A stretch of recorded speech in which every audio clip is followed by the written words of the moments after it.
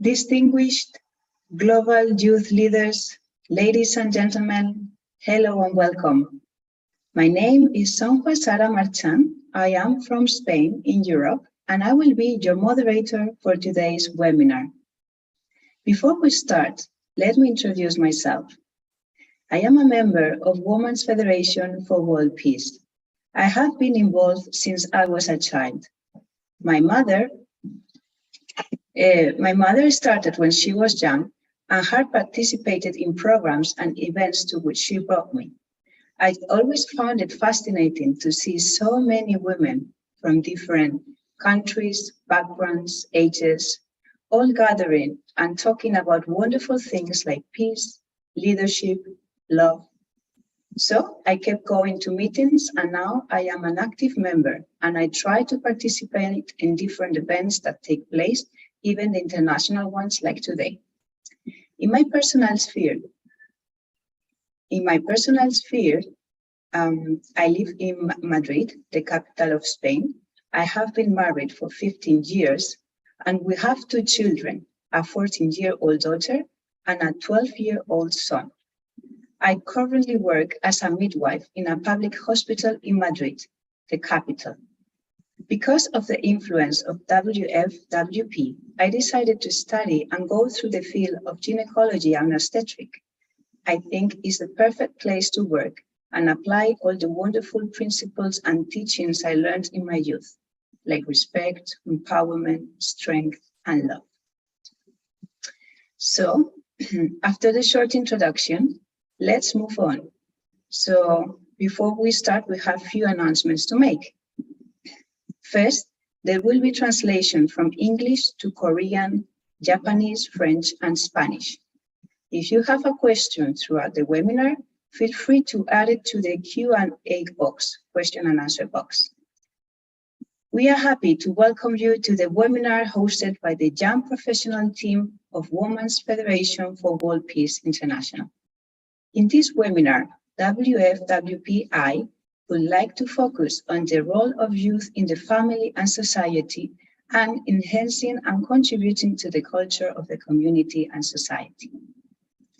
Now, I would like to take the opportunity to introduce our panelists and ask them to share with us their thoughts on the theme, role of youth in family and society. So let us welcome the first speaker, Ms. Sumima Lam. Ms. Lam is a registered nurse in a neonatal intensive care unit in Hong Kong.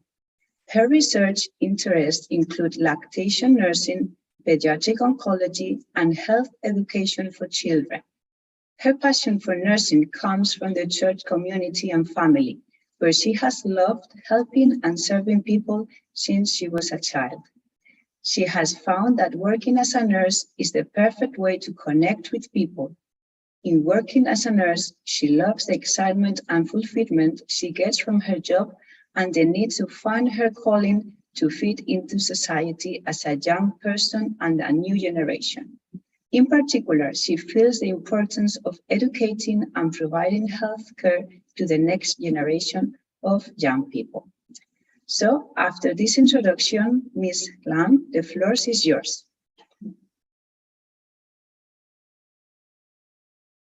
Hi, okay, let me share my screen.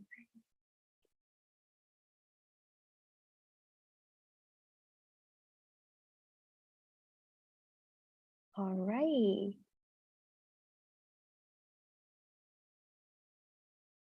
Okay.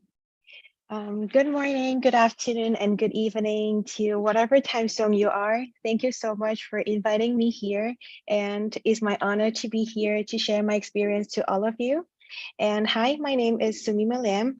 I was born and raised in Hong Kong. I'm a registered nurse, and I've been working in a neonatal intensive care unit for 5 years now. And my current area of interest and exploration are neonatal healthcare, lactation nurse, pediatric oncology, and healthcare education for the children. And thank you so much for introducing me. And yes, my passion as a nurse come from my church community and my family. From an early age, I was educated with good values, and I always loved to help and serve people. And I always loved the connection between people. And I found that working as a nurse is a perfect way for me to connect people and loving people. And after working as a nurse for 5 years now, I love the satisfaction and challenging experience from the job. And I also felt the need to find my calling as a youth and a new generation to feed in the society. And I especially value the importance of education and healthcare for the next younger generation. And I want to help and serve children in need as a professionals. And we are very important as a youth because we are the future of our families, country, and nation. And we will become partners, leader, and we are young and full of good energy. And we should be positive and enthusiastic to our family and society, and we can learn to adapt any environment. And similarly, we are willing to learn and act on it as well as to achieve our goals. Our family, communities, and the country lies in our hands. And our role as a youth in a family and society is to renew, refresh, and maintain in these three kind of points. So I would like to share my nursing experience in the aspect of renewing, refreshing, and maintaining as a role of youth in the family and society.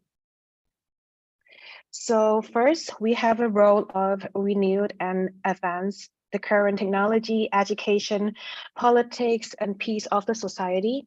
And I take my job very seriously, not only pay attention to my clinical skills, but also to learn and improve the current nursing technology. And this is the reason why I joined the nursing equipment team. And you can see the photos. There are the picture from our meetings, our lecture, and our practice. Our team goals is to advance current nursing practice, risk assessment and evaluation, and explore latest knowledge and clinical techniques. And despite all the stress and tiredness from the work, from daily tasks, and I must spend extra time after work for team meeting, lectures, preparation, and organizing. But I have endless power and idea to do something that I'm passionate about. And this is one of the quality that we as a youth has. And I was inspired by so many enthusiastic nurses who want to renew the current nursing system and level. And we just simply want to create a better world with our professions. So secondly, we have a role to refresh the status of our society, including leadership, innovations, and skill, etc. So therefore, we have a brothers and sister group for all the junior nurses in our department. And we have training for leadership, communication skills, all kind of practical training in the hospital. But more importantly, we support each other and share our emotional and clinical experience, because emotional support is also very important for our development, and we can help each other in the group meetings, and we can support each other so that we can have a better support system in the future as a leader and learn how to help each other in the future. So thirdly, we must also maintain our culture, all good values in the society, or we can develop projects for the next generation. Professional skills are crucial for nurse, but I also want to maintain positive values to my workplace. And I want to spread love and care to my colleagues and patients. And I would like to share 2 projects that I organized in the past. So as a half Japanese, my mom is Japanese, and I want to bring the good values to the society in my Japanese culture. So I organized a 1,000 origami cranes project. And this cranes in Japan is a symbol of wish, good health, and peace. And we believe that a person who fold 1,000 cranes will be granted a wish by God. Nowadays, cranes are often given to a person who is severely ill or to wish for their recovery. And they're usually created by friends, classmates, or colleagues as a collective effort so that we can offer a shin on a person's behalf or directly gifted to. So there's a boy you can see in the picture, but because of the privacy, I couldn't show his face. But I took care of him when he was born in the hospital, and I was a junior nurse as well. And she stayed in my ward for 2 and 3 years, and she got discharged from our ward, but he got readmitted again to the hospital because of critical lung infection. His parents were heartbroken and devastated, and we provided everything we could and all the medical support. But I also want to support him emotionally. So I started to fold these paper cranes alone after work or during work. And I shared this with my family, and my family joined, and then more people joined. As many nurses and doctor and medical helpers, they also wanted to share their love to this boy, even though they're busy with work. But everyone wanted to put effort, just a little bit of effort. And I think the love can be creative and simple. And this is the way to influence others with love. And his parents were so touched and hopeful after receiving these paper cranes. And these paper cranes are not magic. It couldn't help with the recovery, but it could bring hope to someone else and also bring love to the society and the workplace. So this is the photo that we are making this a paper crane, and also we drew a card to the boy. And next, the second project that I work with is this. So I work in an intensive care unit, which is profoundly serious and strict environment with depressive atmosphere. And we're so concentrated and diligent at work. And I respect everyone in our department sincerely. And I receive so much knowledge and guidance from them. So I want to give them something in return with my appreciation and gratitude. So I give them something small during Christmas, such as cookie, candy, and handwritten card for everyone. And I share my idea with my family, and they were so happy and so supportive. And in my department, we have about 100 staff. So I bake cookies, I wrap gifts, and I wrote card together with my family members. And it's a secret mission. My colleagues still don't know who made them until this day. But I was so happy and satisfied when I saw their reaction with the surprise and happiness. And I get to work something with my family and to kind of spread the love into the society with my family is one of the most beautiful things that I created. And so I think that we should keep spreading this kind of good energy to our family and society as a youth, because we are creative, we have full of power, we are full of energy. So yeah. So last but not least, I want to shout out to all the wonderful women who inspired and impact me. In my family, my mom is my role model. She's the most loving, caring, and selfless person that I have ever met. And she's kind and generous with the heart of gold. And I'm who I am now is because my mom taught me well with good values. And I'm forever grateful to be her daughter. Another one you can see in the picture who wear a white uniform, and she is nurse consultant Miss John. And she's diligent, intelligent, attentive, and she has heart just keep on giving and giving to every patient unconditionally. And I'm grateful that I was blessed with the opportunity to work with her for 4 years. I always imagined that if every nurse is like Miss John, then the whole medical field will become absolutely developed and wonderful. So I thought, I could be someone like her in the future, and hopefully I can inspire other people just like this amazing people who inspire me. So yeah, youth is the backbone of any nation, and we can determine and develop the future of the society. And likewise, we see how development of any country require active participation from the youth. And it does not matter which field you are progressing, whether it's the technical field, medical field, sport field, whatever, but youth is needed. And there are so many heartbreaking stories and tragedy in the world, and sadness just keep happening every single day. But I think that God's purpose of creation is joy, and I want to make God happy. So I receive boundless love from my family, from my church community. So I want to give back to the society. And I receive more joy by giving and than receiving. So I think this is the time we as a youth take responsibility and set a good example for the next generation. So yeah, thank you for listening, my sharing, and let's keep an open mind for the youth and please support us in everywhere. Thank you so much.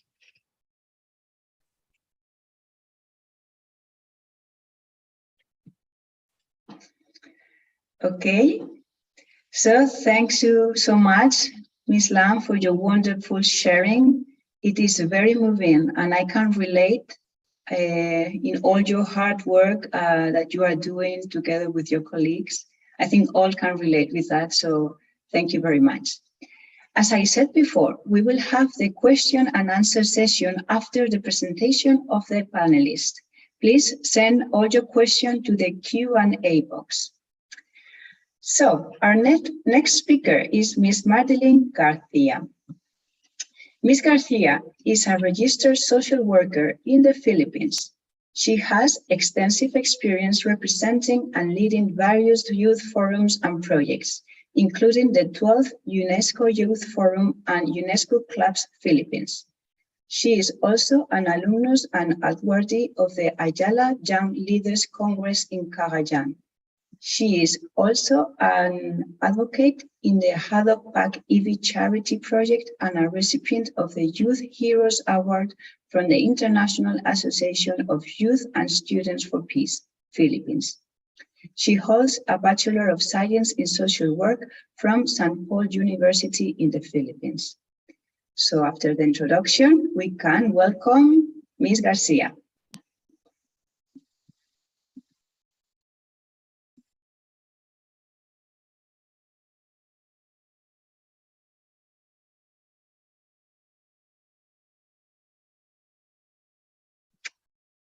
Ms. Garcia, are you there?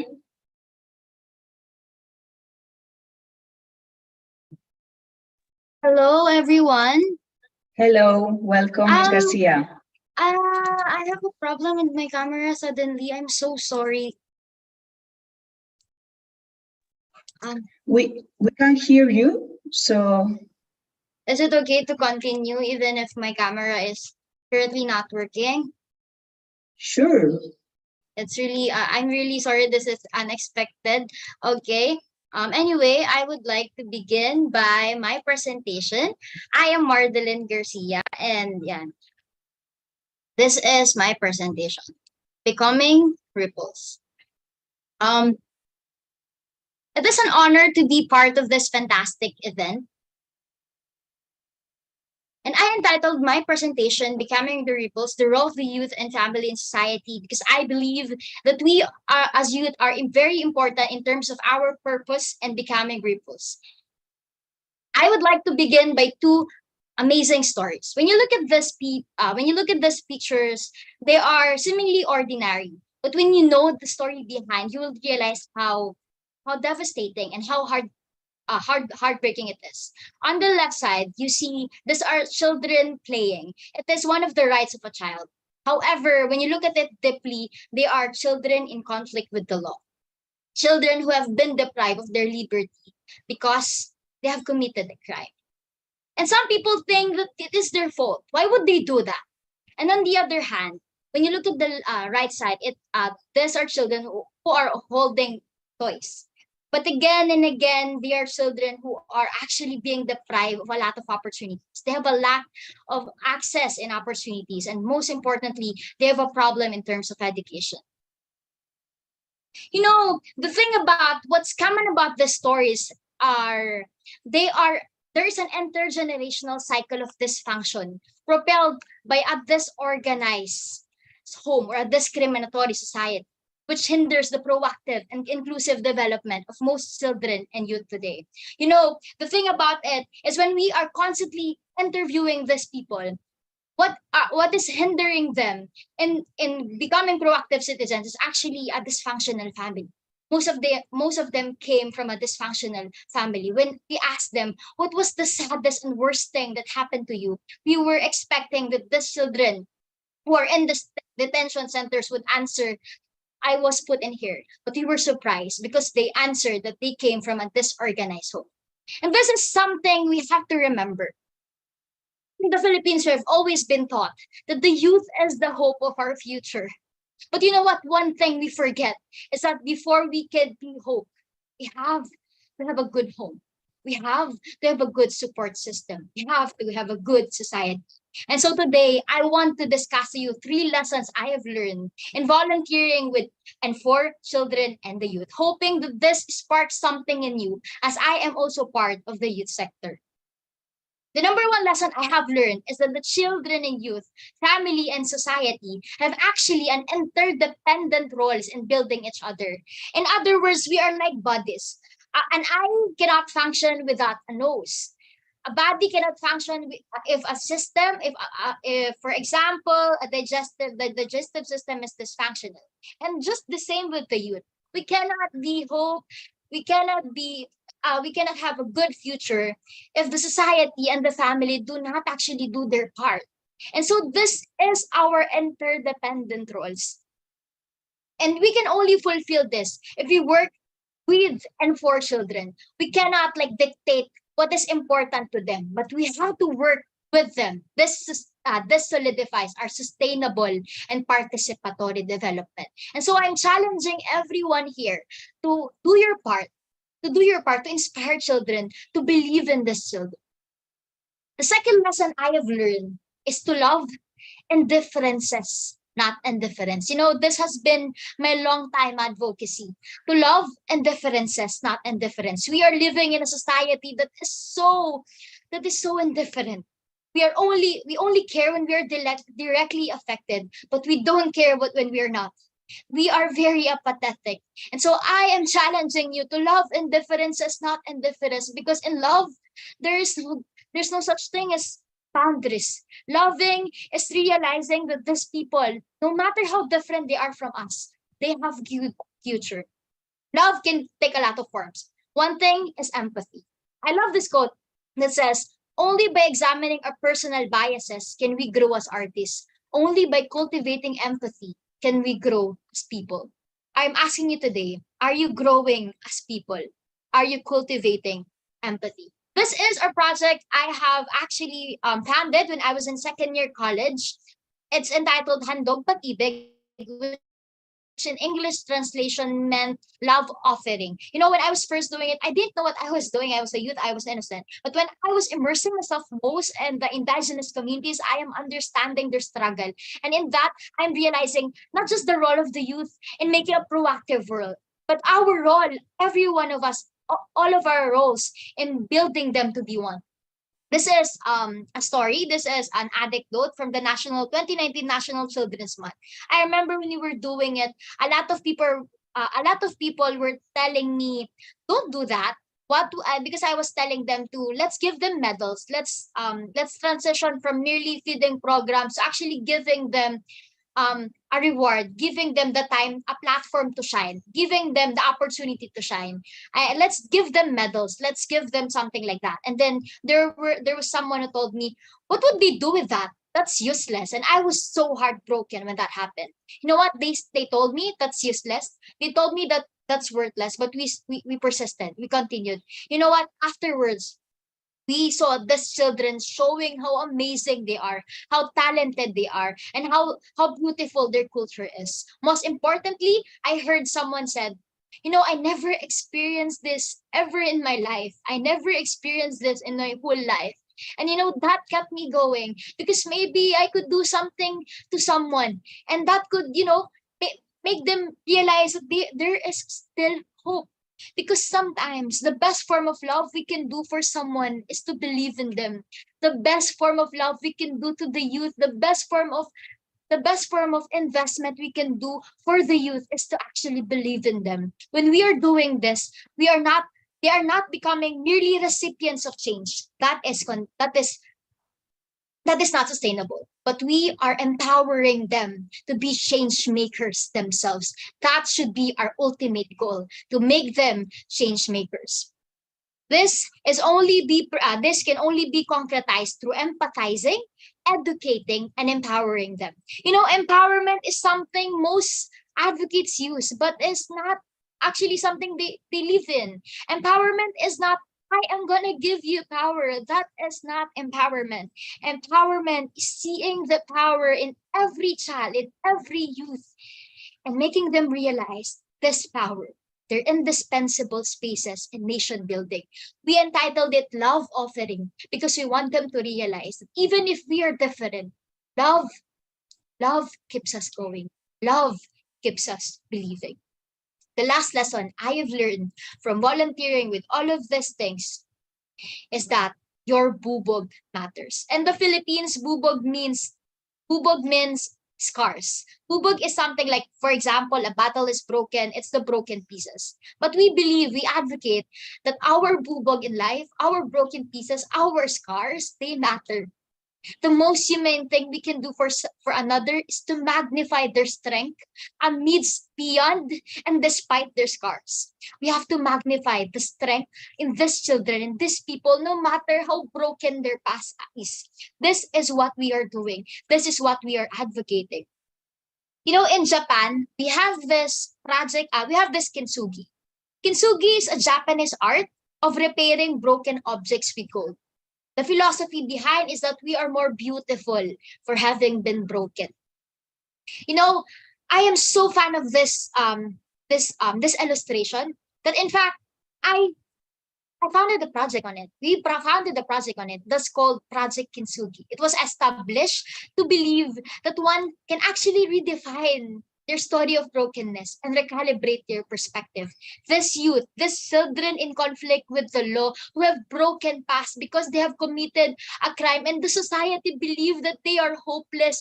We are trying to believe in them because you know every child is the great future if we strive to not let their past define their present. We are trying to not let their past define their present and to give them hope, and hopefully in that they can realize that they too, no matter who they are and no matter where they came from, have a role in building a better society. You know, it's so easy to believe in a youth who have great potential, who have great education, who have great opportunities. But what about them? What about these people? What about these children who came from the poorest homes, who came from the most broken homes? They need us. Before we need them, they need us. And when we ask them, can you write something about pag-asa? Pag-asa is an English translation, that's hope. So they wrote this, nothing is impossible, God is good, smile, don't give up, God is hope, love God, God versus plans. I've realized that their hope has been restored. It has been called Bahay Pag-asa or Home for the Hope because these children, they need someone to still hope in them no matter what their past is. So if you would ask me, why are you so passionate about this? Why are you doing this? You have, you know, before I came in this talk, I'm really sorry because of my camera, but before I came with this talk, I came from a medical mission. We help also children for their health and so on and so forth before I came here. Because, you know, this has always been a metanoia. Metanoia is a change of heart. I was so indifferent before. I don't care about other people. I don't care about their struggles until one day I realized that these people, they are like me. I have a broken past. And no one could believe in that person. No one can believe to someone who have a broken past. I have a broken past and I don't see any hope, any future. But someone believed in me. When I was at my worst part, when I was most unloved, someone loved me. And so I am here today speaking in front of all of you globally to share my story. They have been my miracle. They have been someone who made me realize that I am like them. So I have to continue doing that too. I have to do that too, even if I'm young. I just graduated college this year. And and people would always ask me, why are you doing that thing? You should have been resting. You should have been, just playing around. You should have been enjoying your youth. But this is my enjoyment because they give me purpose. They give me something to look forward to. I suffered. There was a time when I felt like it is the end. I want to end my life. I want to stop living. But you know what? Someone didn't give up on me. Someone didn't give up on me. And so that's what we are doing with these projects. We don't want to give up on these children. Because it's so easy to believe in someone who have great dreams. What about people who have broken? So, you can see here a lifeline. A lifeline, it's a reminder, it's a beautiful illustration, a reminder that something should be up and down, up and down, up and down. Because that's a reminder that you are still alive. Because when a lifeline, it's just straight, it's a realization that, oh, you're dead. So when you experience down, up, broken, sad, happy, broken, that's a reminder that you are still alive and you can do something about that. I hope you do it well. I hope you create it well. I hope you do it well. Right now, I am a graduate of social work, and I'm still doing what I'm doing, and I'm hoping that people would invest and believe in me as well. It was all like it started with an I volunteer and to a we volunteer. When you ask me how did all of this came from, just to end, just for a short recap, this came from because someone believed in the power of the youth, and that was me. I was so shy. I was so scared of showing myself to the world. But someone believed that I can speak. Now I'm doing it. This is my challenge to all of you today. That as much as everything starts with the youth, as much as we hope that we want to magnify the role of the youth in family and society, starts with the youth, but it starts with you. What are you doing in investing for the youth? What are you doing? What are you doing? This is a question I want you to ask for you to yourselves today. What am I doing? What am I doing for others? What am I doing? You can start by just showing some kindness, and that could be the most healing thing you could do for a person. Just to end this, I'd like to end this with a story. There's a movie I've watched. It's called Mighty Evan. He wanted to change the world. He said, "I want to change the world. I want to change the world." And then someone answered him. He said, "Build an ark." So he thought of Noah in the Bible. So he built an ark. He built an ark because he thought he could only change the world by doing something gigantic, by doing something visible in the eyes of everyone, by doing something big. But at the end of the day, he didn't realize that ark there means an act of random kindness. So I ask you and tell you today, want to change the world, begin with an act of random kindness. Believe in the youth so they can do their power. They can magnify their power. Be their hope. Be their hope. Thank you so much. I am Mardeline Garcia, and I would like to end this. I apologize for my camera. I'm gonna try to use it later. Thank you so much, guys. Thank you. Mabuhay from the Philippines.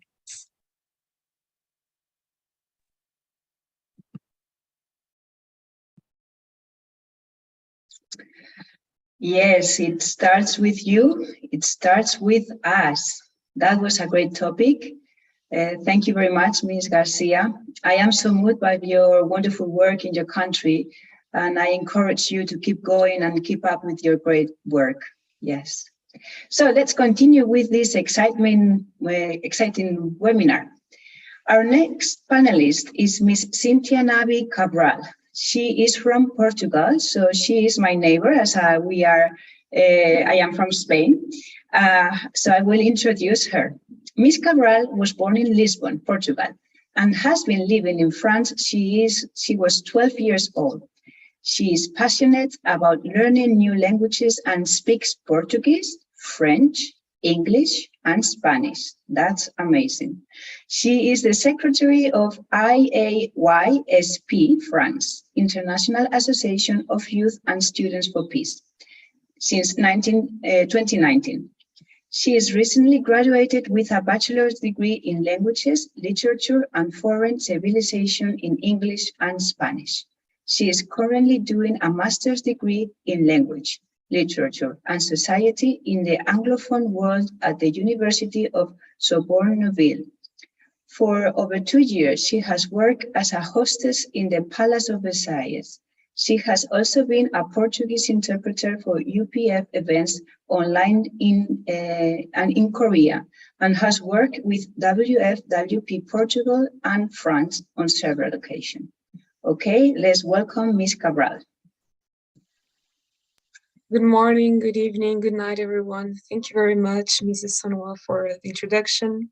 So please let me share my screen.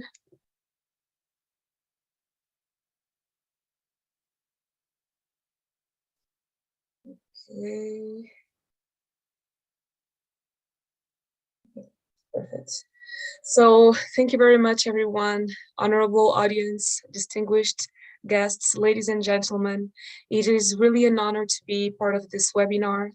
And first and foremost, I would like to thank um, the Women's Federation for World Peace International for this invitation. I would like to thank Mother Moon, Dr. Paris Moon, Dr. Marta Carvalho, and also all the staff for inviting me and making this event happen. I'm very grateful for being one of the speakers today on the role of youth in family and society.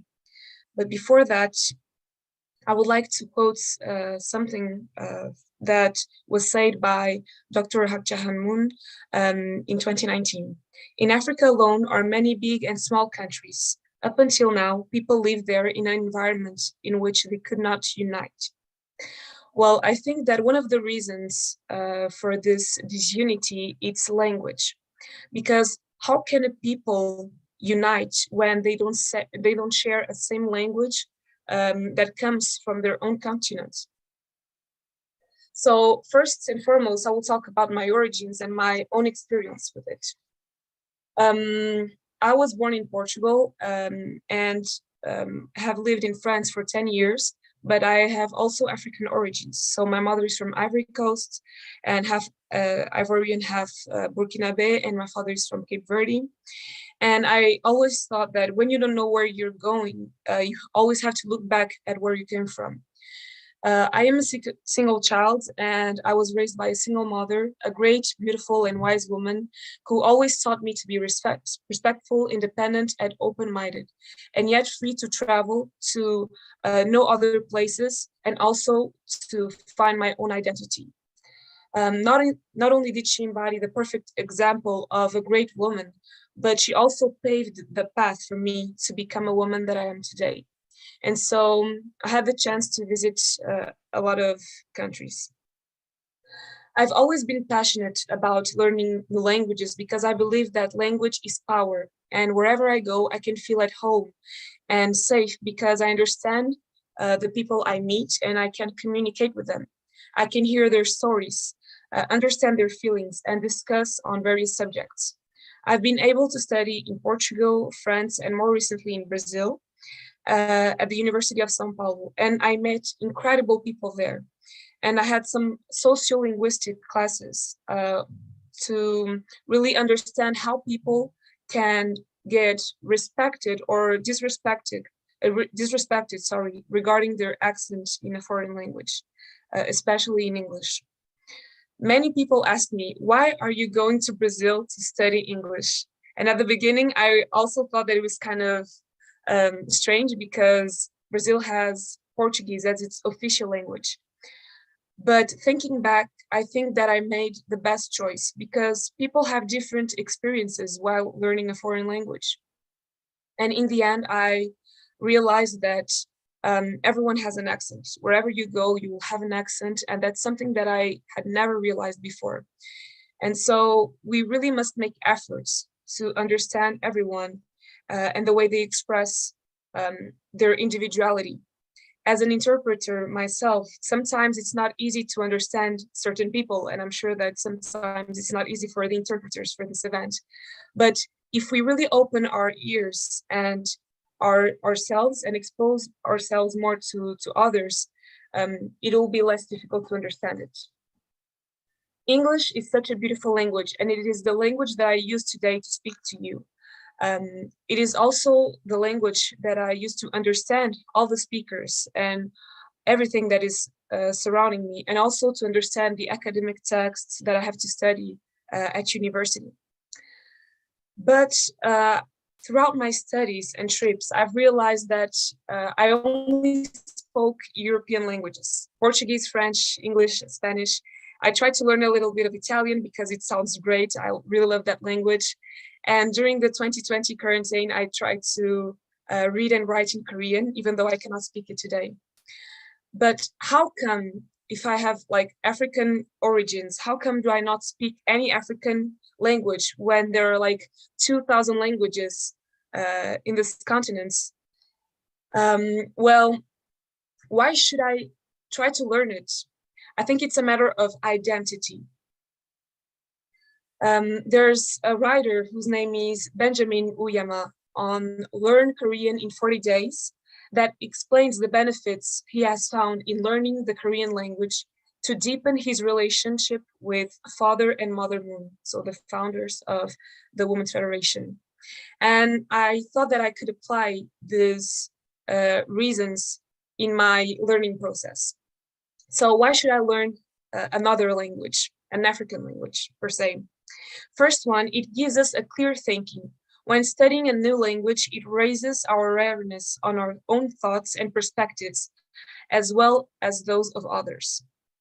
So since I was 3, my mother always allowed me to go to Ivory Coast and to visit my family. As you can see here in this picture, here you can see my great-grandma, my grandma, and my mom. And the fact that she allowed me to go there from a very young age allowed me to compare my experience and what I could with what I could later be exposed to through social media, television, or even documentaries, because what is sometimes shown is not very positive on Africans or African culture. And so I could really compare. And I was also aware of the beauty of my culture, traditions, values, and the Baule dialect through the words of my great-grandma. And like, even though French is the official language in Ivory Coast, there are more than 60 dialects. So another thing that really inspired me when it comes to learning languages is the fact that you can learn new histories. And the most inspiring history for me is that of the Queen Abla Poku. So I will try to read it kind of so you can understand the story of the founder of the Baule people. The founding legend of the Baule people holds that when Poku and her people arrived at the Comoé River, it was impossible. Poku asked her priests for counsel, and he told her the sacrifice of a noble child was required to cross the river. Poku then sacrificed her own son, throwing the infant into the water. Legend has it that after the sacrifice, hippopotami appeared and formed a bridge, which Poku and her people used to cross to the opposite bank of the Comoé. On the other side, people asked her, "Where is your child?" To which she later replied, "Bauli," which means the child is dead. This is why her descendants today are known as the Baule. So I think that by learning a Lu language or understanding the meaning of the name of my people, I can understand better the greatness of its history and culture and heritage. And like, I think that this also is really important, because when you know the history, you will feel more inclined to learn that language. Second one is understand culture. As I said, language and culture are one and the same thing. They are inseparable and essential to each other. With that said, it's impossible to fully understand a culture without fully understanding the language. So the story of Abla Poku really moved me and showed me how the queen of the people first sacrificed her own child for the survival of her people, even though other women had their own child or children. Instead, I was taught my whole life that Africans sold other Africans, that Black isn't good, and that colonialism wasn't that bad because we have now a single language to speak. So maybe Portuguese, Spanish, English, or even French. But why don't we try to learn another language that is proper to the African culture? Third point is to develop a global mindset. We develop an instant connection with someone that speaks our own language. Imagine 2 enemy nations learning the language and culture of each other. Father Moon, Dr. Jahan Moon's husband, believed this concept to be the cornerstone for establishing lasting world peace. So I have one experience in 2018. I was doing a layover in Russia because I was going from South Korea to France. And I had been waiting for my plane to come. And I was very, very tired. I had been waiting for 1 hour to sit down, but there were so many people at the gate. And then suddenly a group of people stood up, and two men and I rushed to get the seats. And I pushed them, not on purpose. And so one of them said in Portuguese, "This generation is lost. They don't even know how to say sorry or ask permission for something." And then I instantly replied, "Well, I'm really sorry, sir, but I've been waiting for an hour to sit down." And I replied in Portuguese. And he was so shocked that he looked like to his friend. He was like, "Oh my gosh, he's Portuguese." And then he just started being so nice to me, smiling all the time and telling me more about his vacation in Malaysia and then in Korea. And he was so grateful and happy that we were part of the same community of Portugal, even though we were in a foreign land, in a foreign country. And the last point that I have to mention here is that you have to understand the language of your ancestors. So in the book, it was understand the language of Father and Mother Moon, to really understand their speech and what they say, because their message is very deep. I would try to apply it here with my ancestors. So as you can see, there's a picture of me and my mother, my grandmother, and my great-grandmother. The plan of learning a new language, it's not just about grammar or vocabulary, but to really understand the essence of their message. One great example of that, it's the word yaku. Maybe many of you don't know what it is. To try to translate it, it means my deepest sympathy. So ya means pain and ko means to go or leave. And so this word is really used when someone is hurt or that person is in grief, and it's used to really appease that person. And it's very difficult because like you cannot really translate it into English, Portuguese, French, or Spanish, at least from what I know. But if I try to learn this language, I will try to have new concepts of this word and that language also. And so this word, even though it originates from the Baule dialect, it's used in Ivory Coast and also in Africa, mostly in Francophone Africa. I will try to give an example of an activity in which I was able to participate and organize, which was the Pan-African Cultural Day, and it was made 1 month ago. And it was really good because it was an opportunity for everyone, especially African descendants, to understand the diversity of the African continent through music, paintings, jewelry, beauty products, books, food, and also language. And I don't think that we should wait for other people from maybe other cultures to try to show us how beautiful it is. We have to look it by ourselves, and that's what we did here. Sometimes we think that something is lacking in the education system because everyone is telling bad things, maybe about African culture or languages. But if we don't look it up for ourselves or by ourselves, it will be difficult to admire it. And we can say it for every single culture or language. You have to look it by yourself. And if you are willing to really show the beauty of it, don't hesitate to do so. So for me, this was a major accomplishment. I think that if I can learn, understand, and speak an African language, as I'm trying to do so right now, with maybe the Swahili language, for instance, because it's the most spoken African language in the world, I can really understand my own identity.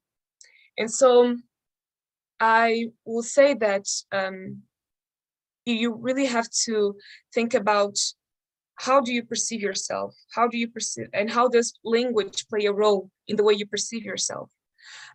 Because if maybe Benji Uyama is trying to learn Korean to better understand the language of Mother Moon, it's because he really wants to understand the essence of her message, her heart, her mind, and her soul. And it's the same thing for me if I want to understand my ancestors or the history of Africa. And so I think that if Africa is the cradle of humanity, it is the place all human beings are from, and we all should be interested in learning at least one language from this continent. So what I would say is that whether you are black, white, yellow, or red, and if you feel like you don't really know much about your history, try to learn your ancestors' language or another language to really try to understand other people's mindsets, hearts, and minds. And I will end by this: the limits of my language means the limits of my world. I really think that this is a great quote. And I will end my presentation by showing you a video that really inspired me and that illustrates kind of what we say here. So this video is from a teacher in Brazil who is trying to ask her students, what do you think of when I say African? And so these are the results before and then after she taught a chapter on Africa to her students. So enjoy the video.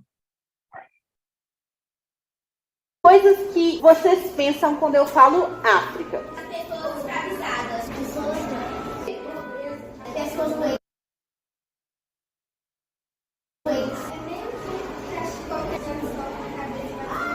Turbante.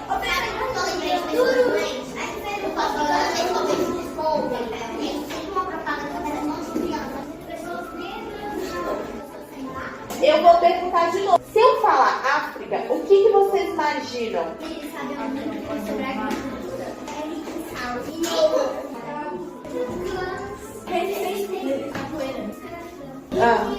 Egito, Nigéria, Tanzânia. Eu lembro do Mané. Ele é de onde? Benin, Togo. Oralidade. Cobre. Quilombola. Professora. Bentigar. Eu lembro sobre as civilizações. Filho. Os problemas. Achará, eu acho. Não sei, quem que é esse?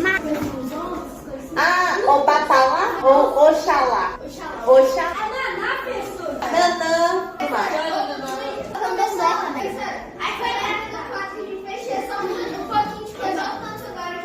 Olha como é que conhecimento ajuda a gente a mudar a nossa imagem das coisas, não é? Antes vocês tinham uma imagem desse tamanhozinho, negativa.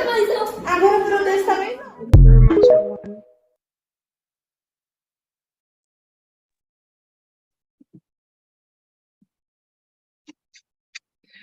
Thank you very much, Ms. Cabral.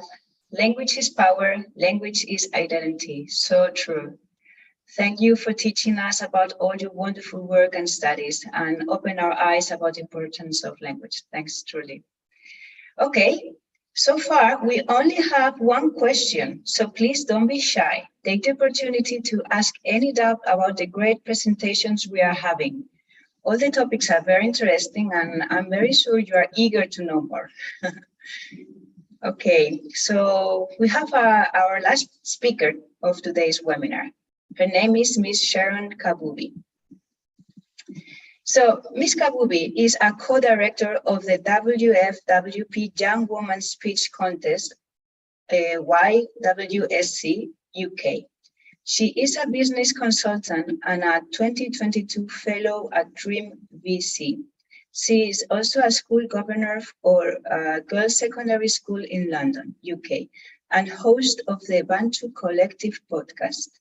Sharon believes in the future, that the future deserves young people emboldened enough to serve and lead society to the new heights. She was awarded the WFWP Ambassador for Peace in 2017. She has and continues to be part of various social and community-led initiatives, programs, and organizations offering her insight and leadership in various capacities. She has a bachelor's degree in biomedical science. So let us welcome Ms. Kabubi.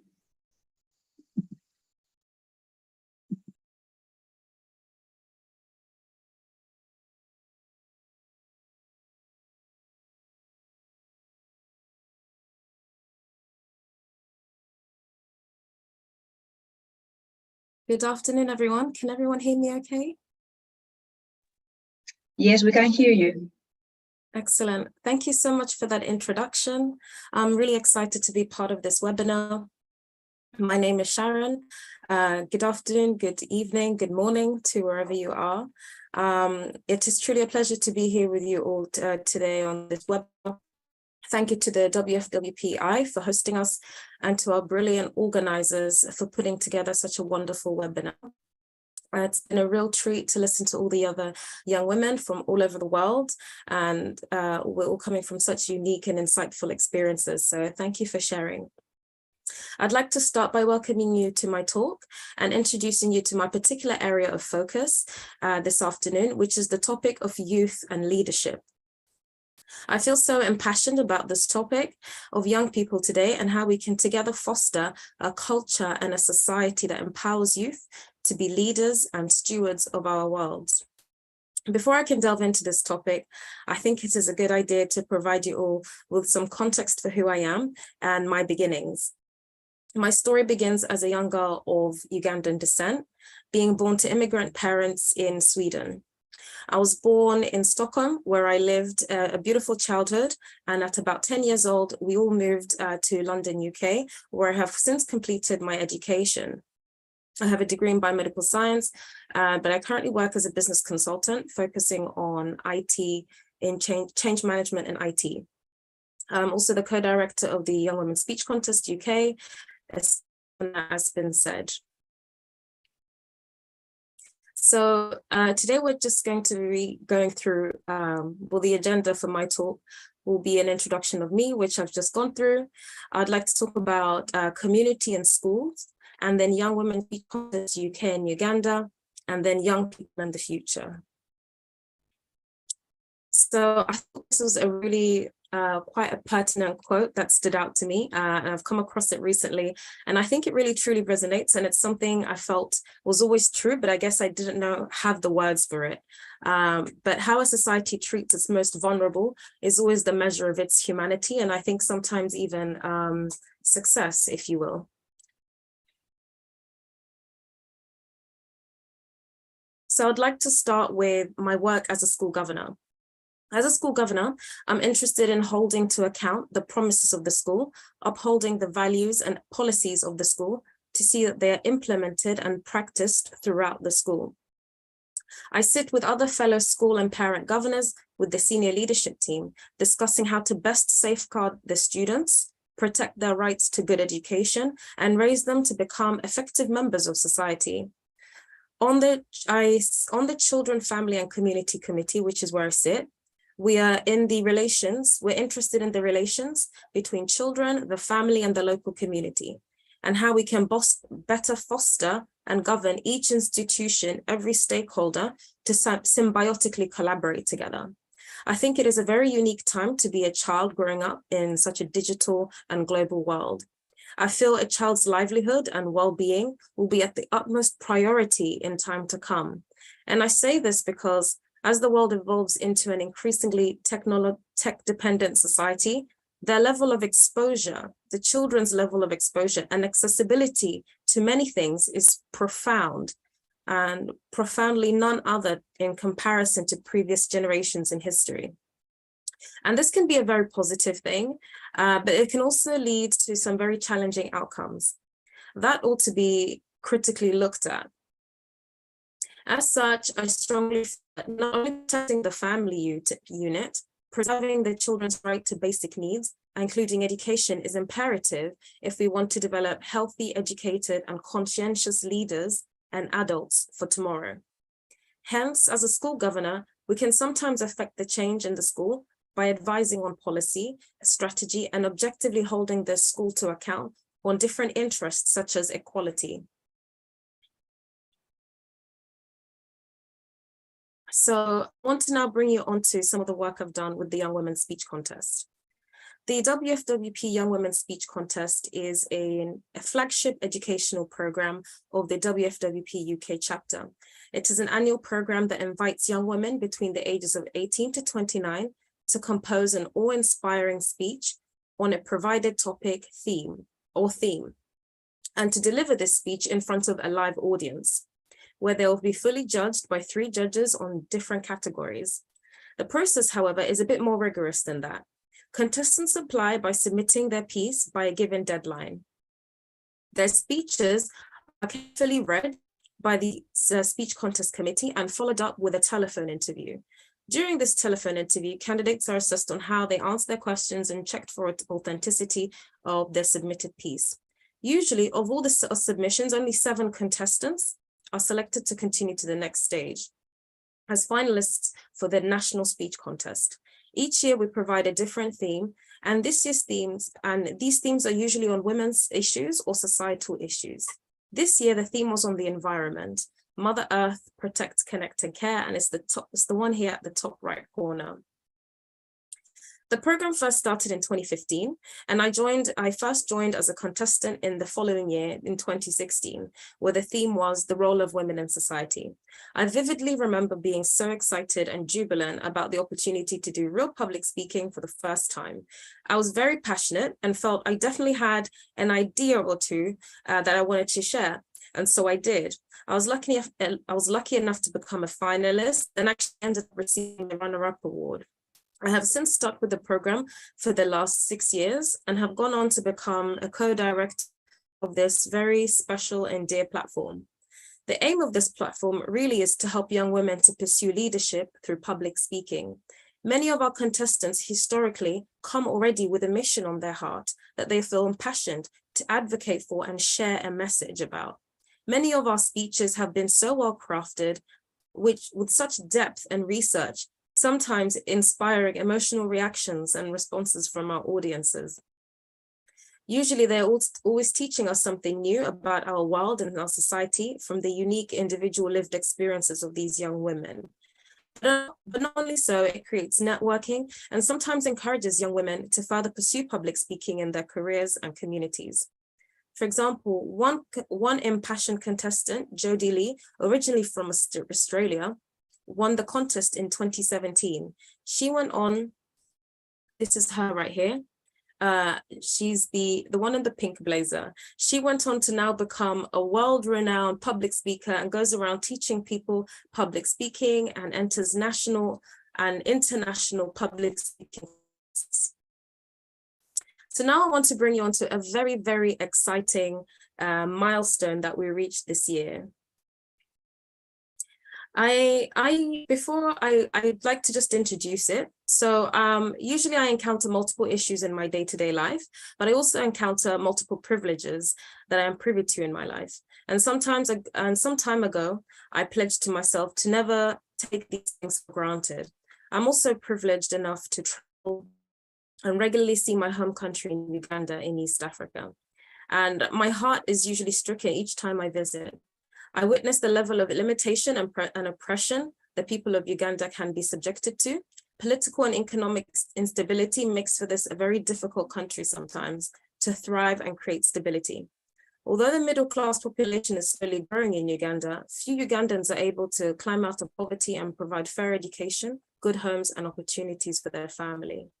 So last winter, I pitched to our UK chapter of leadership, President Miti Toma, for this program to be expanded and launched in Africa, particularly my home country, Uganda. I can proudly say that this initiative was achieved with the support and collaboration of the WFWPI Uganda and various other partners. It was very important for me to have this program reach Uganda and provide young women with equal opportunity, with equal opportunity to voice their values, beliefs, and thoughts through this platform. The theme was combined with the UK theme this year of Mother Earth. It was important for me that young women's voices in Africa are recognized and heard. Barely do these voices get the opportunity nor the platform to speak on global issues that affect them directly. This project gave me hope and inspiration that we do indeed have to keep fighting and preserving for the rights of youth that want to fight and advocate for their communities and the liberation of their social and economic and political rights. So these are some of the pictures of the young women who participated, the leadership committee, our keynote speakers. We had members of parliament in Uganda who attended, and these are our winners receiving their awards. On my trip to Uganda this year, I was also given the chance to visit a primary and secondary school in Masaka, the original birthplace of both my parents in Uganda. This is where the work of the WAIT program, founded by Dr. Marshall D'Souza, a member of the WFWPI UK, seeks to support vulnerable schoolgirls in the rural parts of Uganda. These schoolgirls are usually the target of local men who will exploit the financial situations of these girls with false promises, usually taking advantage of them and leaving them many times desperate and sadly early pregnancy. This really touched my heart when I learned of this and decided to dedicate my topic of research on human rights and decided to dedicate my research of topic through an internship program on human rights to girls and young women in Uganda, like the ones I met. Shows the girls here sewing sustainable menstrual hygiene pads for themselves. So my work focused on the human rights of young girls and women, and my question was an analysis on the negligence of vulnerable children's rights and safeguarding practice in Uganda.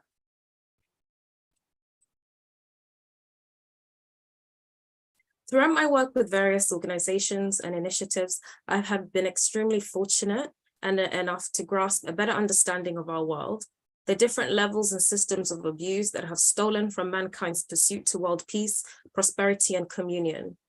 It is my hope and conviction that I'll be granted further opportunities to learn and educate myself better on how I can effectively contribute to the making of a global family that cherishes, honors a high standard of stewardship for our planet and the humans that inhabit her.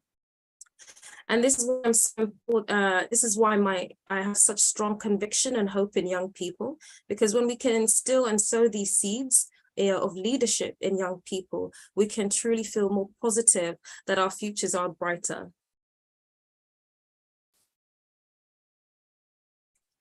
I believe in the power of community, especially amongst young people, especially in the digital age that I mentioned earlier. As a member of the African diaspora, it is really important that we create community so that we can connect to our cultural values and traditions.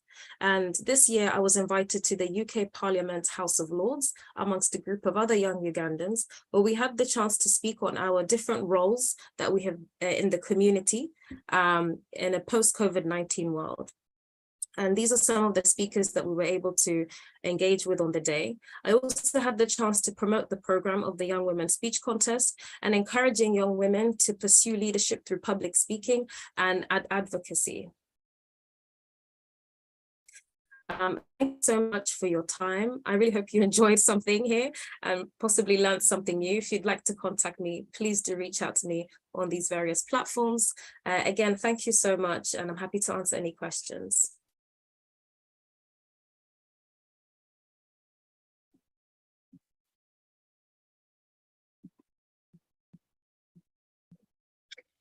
Okay, thanks, Ms. Kabubi. That was a great speech. Congratulations on your successful program in Uganda. I'm sure it was very exciting and inspiring. Well, I think we all agree that our 4 speakers were great. They shared their thought and work about their personal role of youth in family and society, and we are very grateful for that knowledge.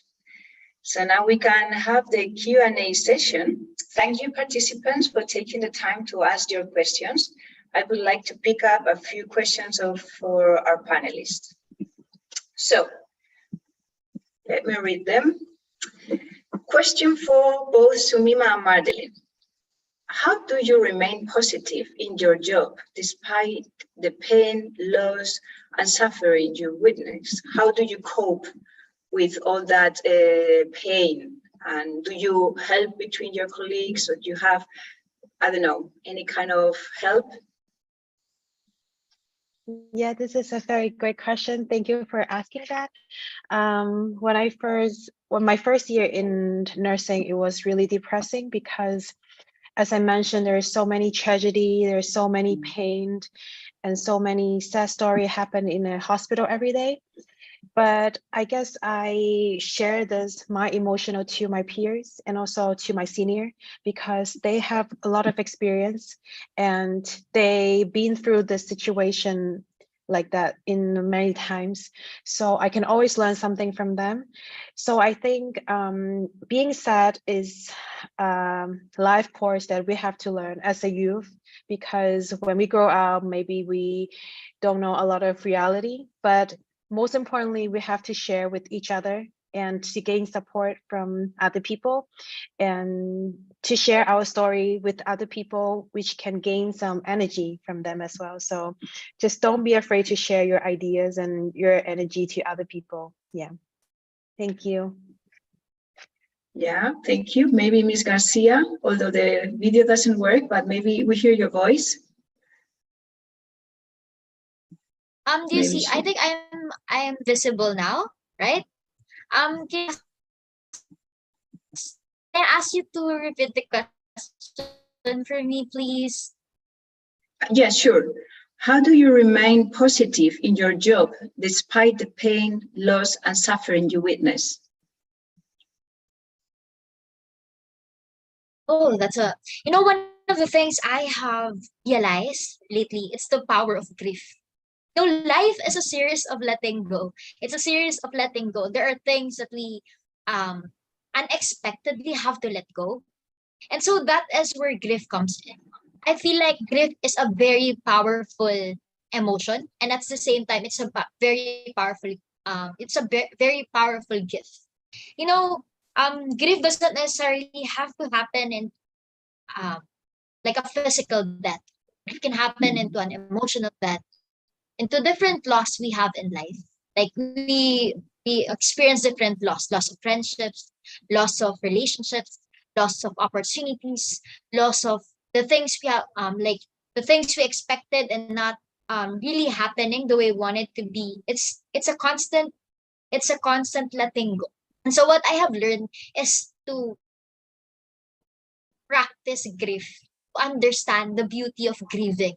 Because I believe that when I practice grieving, that is when I can let go and heal the best way I am. I witness different loss in life, but I think that grief empowers me to keep going. It allows me to realize that life is just the way it's just like that. It's understanding that you have to keep going despite every loss we have. And that alone, that became my coping mechanism. Thank you. Yeah, that's really important what you said, practicing grieving. I find it quite tough personally, but for sure it works and it helps. Okay, thank you. Next question is for Ms. Cynthia Cabral. It says, you have a very beautiful family and you are very talented. What languages have you struggled with the most to study? Also, as a professional linguist, how would you like to apply your language skills to your life? Could you please just repeat the last part of the question? Sure, please? sure. Also, as a professional linguist, how would you like to apply your language skills to your life? You have really talented skills to learn many languages, and that's very, very inspiring. Thank you. Thank you very much for the question. So first off, I think that I would try to, I don't know, like everyone has their own way of learning a language. For me, it's more oral. So for example, I love music. So that's the way I will learn more quickly. And even when I was younger, I would always try to compete with myself because I feel like, okay, if I do this, like maybe I will improve in that way or another. And so by being curious, by by learning it in the way that I like, it's really encouraged me to learn it more easily.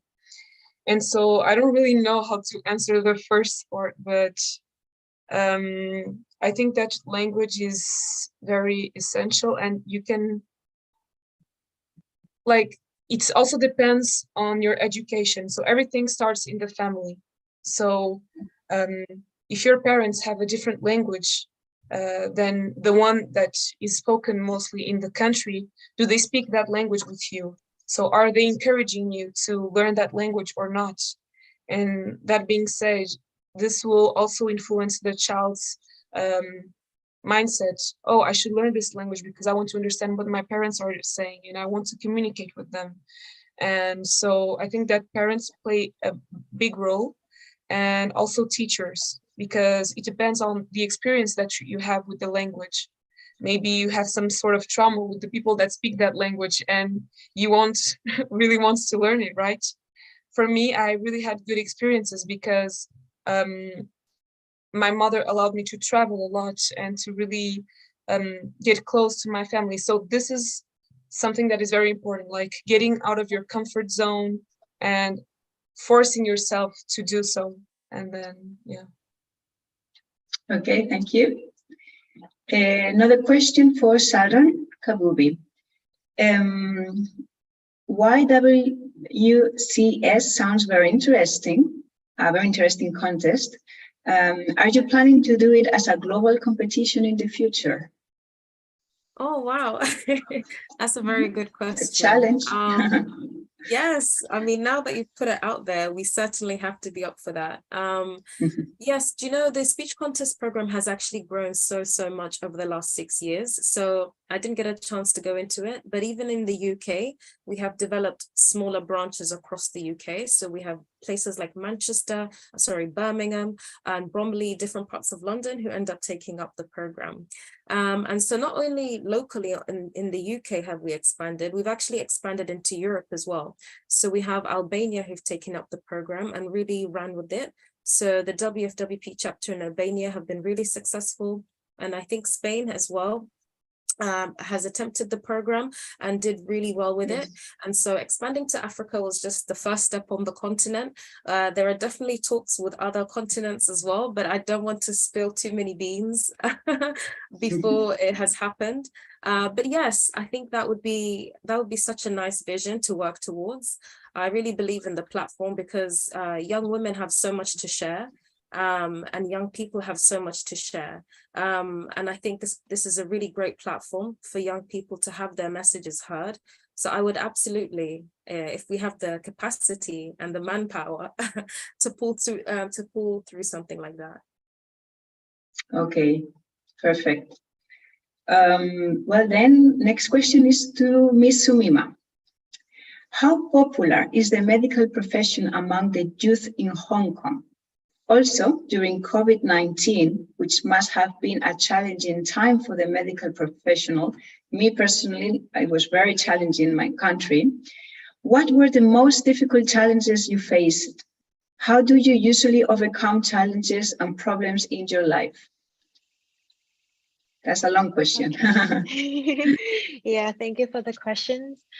I would say, yeah, it was really challenging. And during COVID time, the whole world shut down, everyone worked from home, but I have to work every day. I have to go every day. And yeah, but I mean, in Hong Kong, medical field is a really popular career for youth nowadays because we have a very well-developed medical system. So it provide opportunity for us as a youth to develop and engage more. And also is a huge requirement in every country. So I would say it's a very big demanding job for every youth in Hong Kong. But yeah, like because of COVID, we have like pandemic and a lot of things. I think the most challenging for me is to balance the work-life balance. I don't think it's only happened in the medical field, but also in every different career in the whole world during pandemic. But especially for medical staff, it was really tough time because we have to work every day and there's a lot of infection and situation happening every day. But at the same time, we have to distance our family because of different reasons.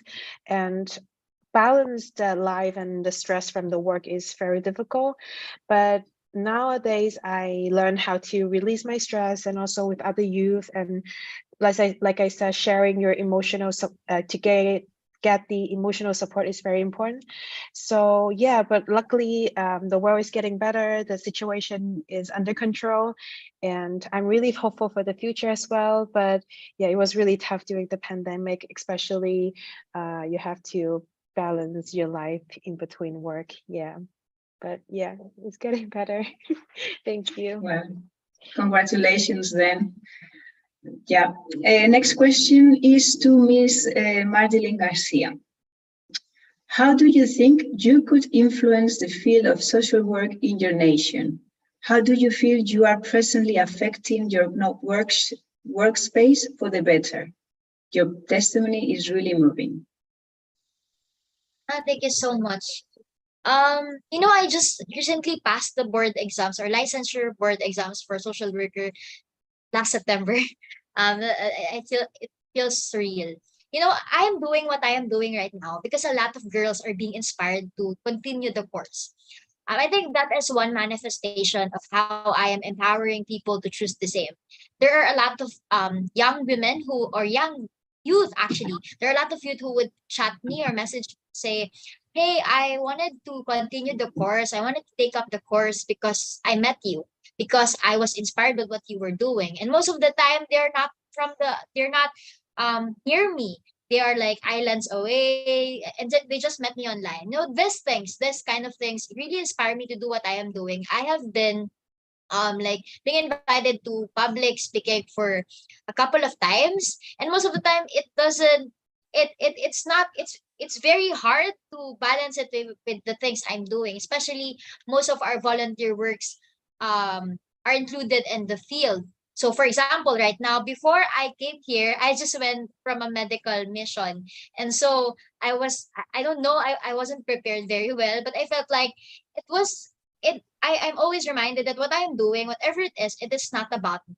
It is about the people I am serving. It is about amplifying the stories of the people I am serving. When I became the Philippine representative in the 12 UNESCO Youth Forum, I remember writing that if I'm going to be chosen to be the Philippine representative, I won't do it because I want it to be recognized. I'm gonna do it, and it's never about me. It's never who I am. It's never about who I am or whatever I have achieved. But it is about amplifying the narratives of the people we serve, of the child. You wouldn't understand these stories if I wasn't given the opportunity to speak with you right now.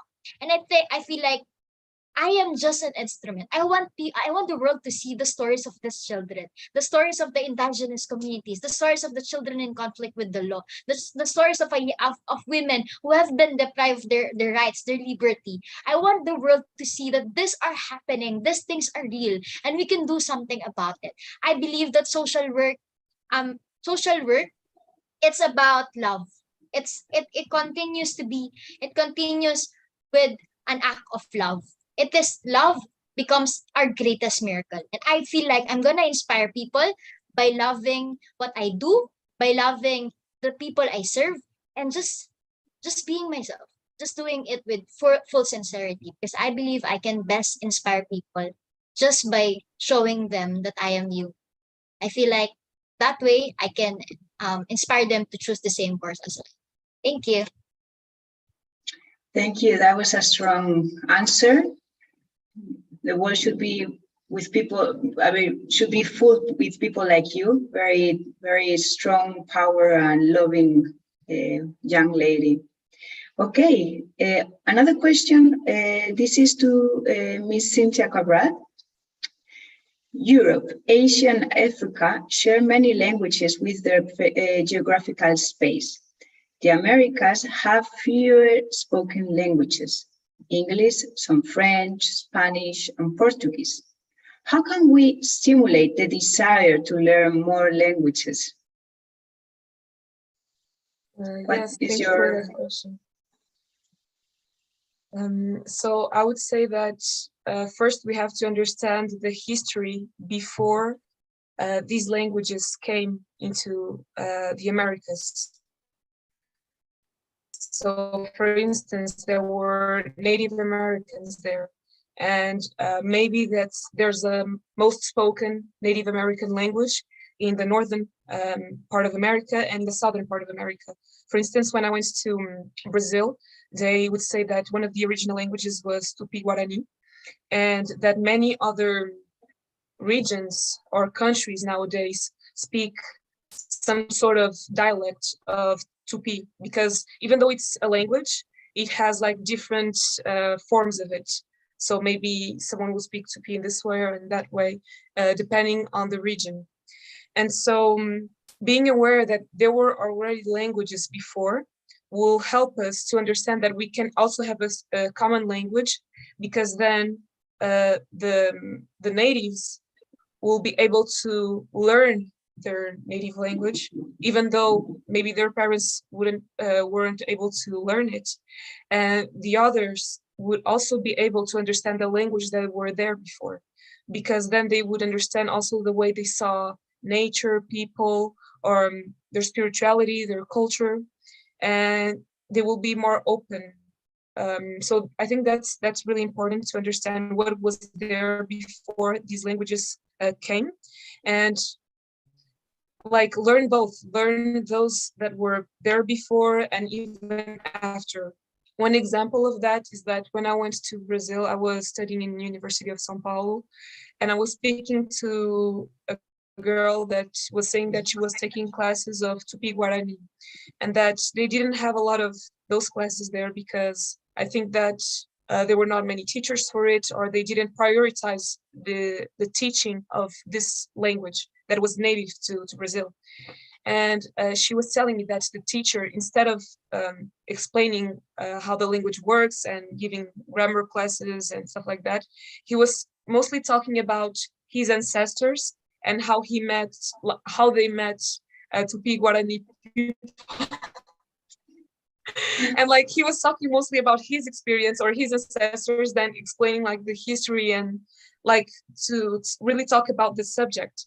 So it's like having this sort of maybe selfish way of teaching a language.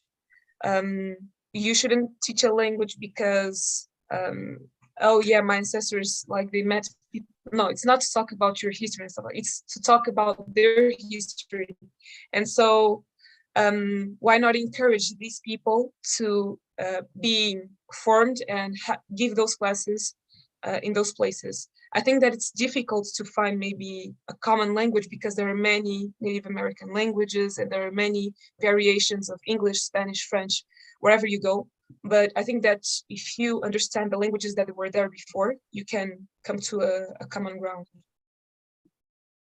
Yeah, thank you for your answer. Last question is for Ms. Kabubi. How was your experience in human rights at the UN Social Forum for the Right Development? What is now expected from the youth in the United Nations? Mm-hmm. Oh, wow. That's a big question. So yeah, my experience at the UN, so I was at the UN in Geneva, Switzerland, only earlier this month, so not so long ago. And it was a really great, fantastic experience. I mean, if you're going there for the first time, it really is, you are like, oh, wow, I'm actually here. But then you come to realize that the people who work there every day, for them, it's normal. But yeah, there was so much to take from that experience because it was a group of us who went. We went as part of the internship program provided by WFWPI. And there were young women who came, who were part of the group, all came from different parts of the world, as far as Morocco, representing different nations, Afghanistan, was it Libya and such, and different parts of Europe like Portugal, and then someone came from Cameroon. So it was really such a diverse group, and hearing from different young women, their approach to human rights, their advocacy, their passion, you really did feel empowered to continue and motivated to continue also for your cause. At the social forum, the topic was Water for Sustainable Development. And so you had cohorts of different nations and different civil society organizations advocating for their statements about their state of water in the country, in their respective country or communities. And this social forum was in preparation for the water conference that's going to happen at the UN in New York next year, March. And the idea was to provide context and research for that. And I have to say my learnings were so profound because I didn't actually realize how political the state of water is in the world. Lots of scientists were, providing so much knowledge on the state of water and actually how urgent we need to take care of our water. So it was actually quite relevant to the environmental topic that we kept this year at the speech contest.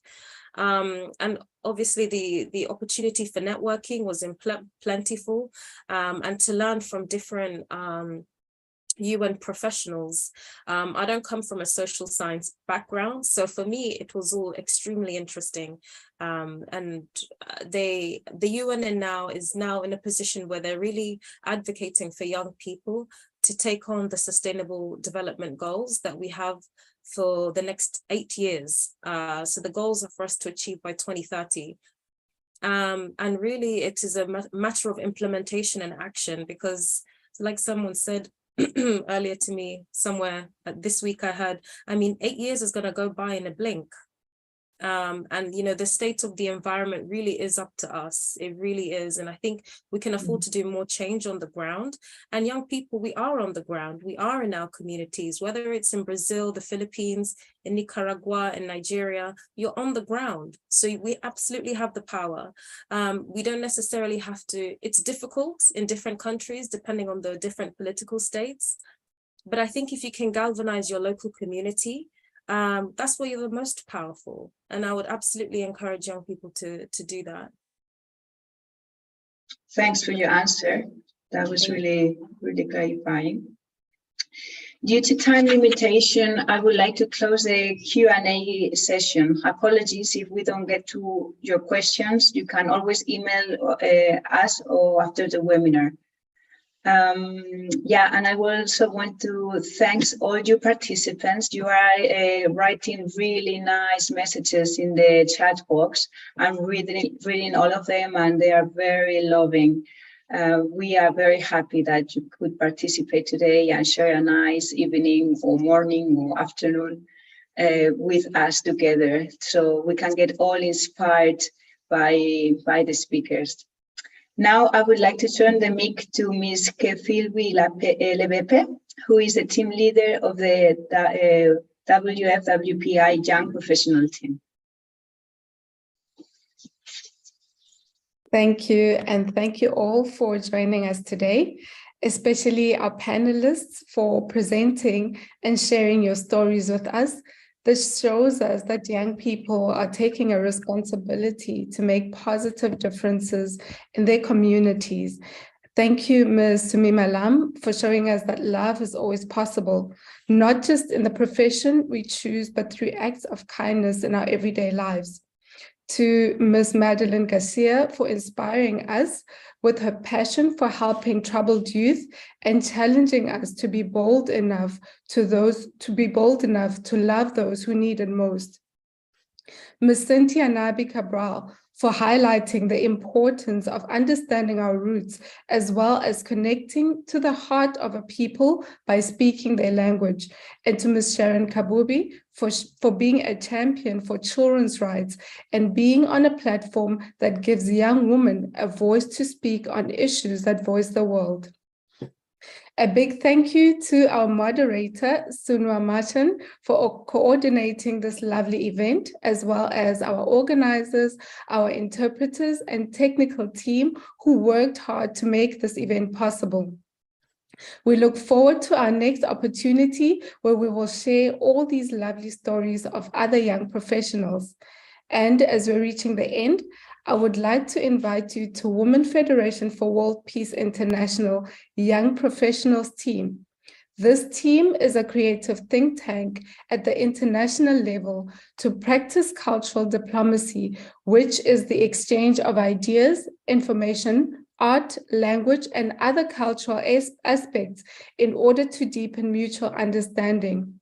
We meet every fourth Saturday of the month at 10 p.m. Korean time. You can find more information via the QR code and contact us via the email you see on the screen. We are happy to send all the information and collaborate with you. Thank you.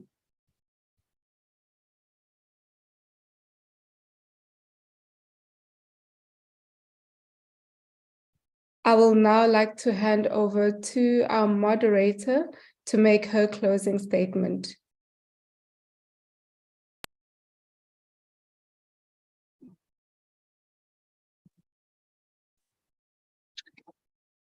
So, as I said before, we are very, very happy that we could meet in this platform to share and to know more about all these young girls and women that have been working throughout the years, and they have been teaching themselves and practicing and sharing and hardworking to become the women they are now. And yeah, it was so nice to hear from you. And yeah, we would like to keep knowing more and meeting again to learn more things together. Very inspiring. So I hope you all enjoyed and hope you can be inspired for a while with all of them. You also, participants, can do many things, like you all must do things in your life or in your work field, whatever, little details always can help. So hope you have a nice day, nice week, and let's see us again in the next webinar. See you all.